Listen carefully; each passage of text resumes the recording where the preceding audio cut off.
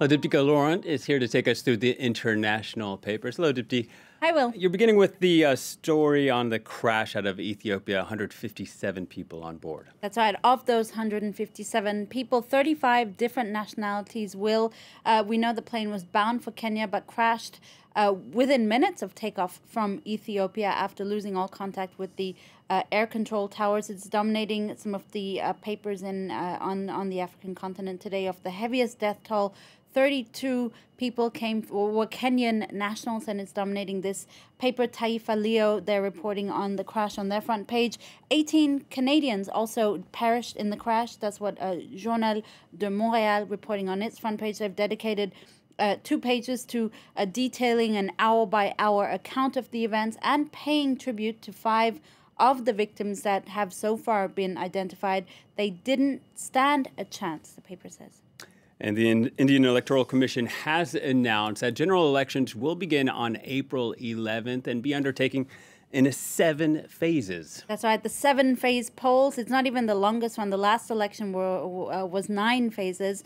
This time, 7 phases will decide Narendra Modi's fate. That's what the Deccan Chronicle says. This will be the biggest democratic contest in the world by pure fact that India has so many people. 900 million registered voters, of them 180 million first-time voters. Narendra Modi's BJP party is facing opposition from the Gandhi political dynasty's Indian National Congress Party. That's what the Times of India is looking at on its front page. Electors likely to be swayed by issues like caste, rural unrest, jobs, unemployment, and national security, most notably in the recent dispute with Pakistan. And many papers focusing about the future of India as well. Well, that's what's interesting. The Hindustan Times, the editors there are talking about how this election, more than others in the past, really comes at a moment when India itself is on the cusp of multiple transitions. This election will shape the future of India.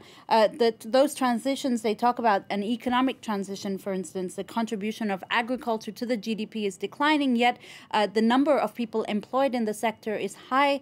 The geographical transition as well, the urbanization of India, and also a geopolitical transition. You have the decline of American influence in the region, the rise of China and all the uncertainty that could bring, as well as other transitions, energy, technology, and media.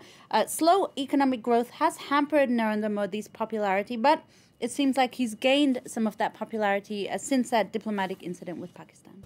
Well, the EU's chief negotiator, Brexit negotiator Michel Barnier, took a break from Brexit to watch the Ireland-France rugby match in Dublin yesterday. Yeah, that's right. Visibly, the Frenchmen didn't get any positive results from that match either. The French side were pummeled 26-14, even though the score doesn't really reflect it. The French side scored their two tries in the last 3 minutes of the match.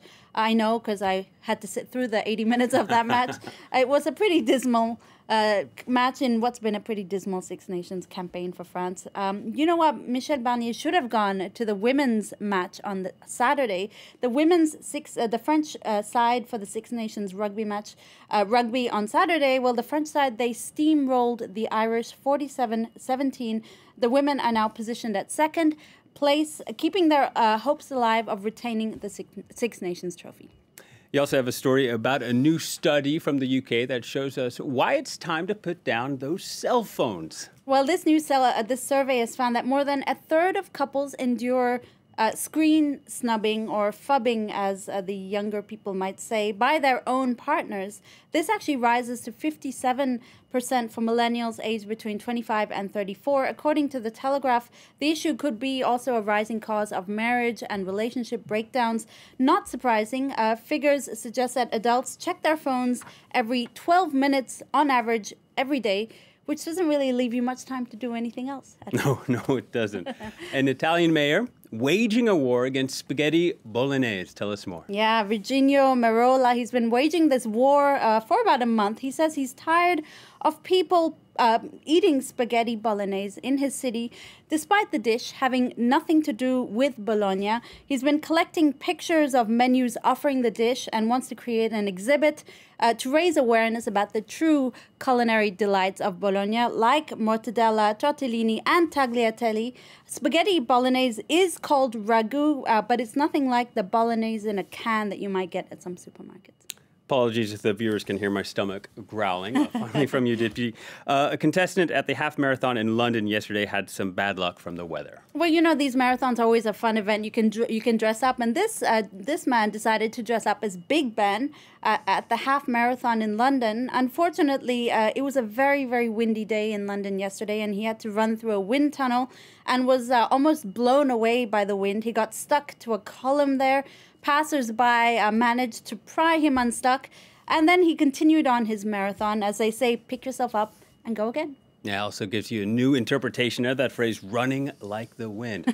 As always, you can find this press review on our website, france24.com, including previous editions. Now, with Brexit talks focusing on so-called the North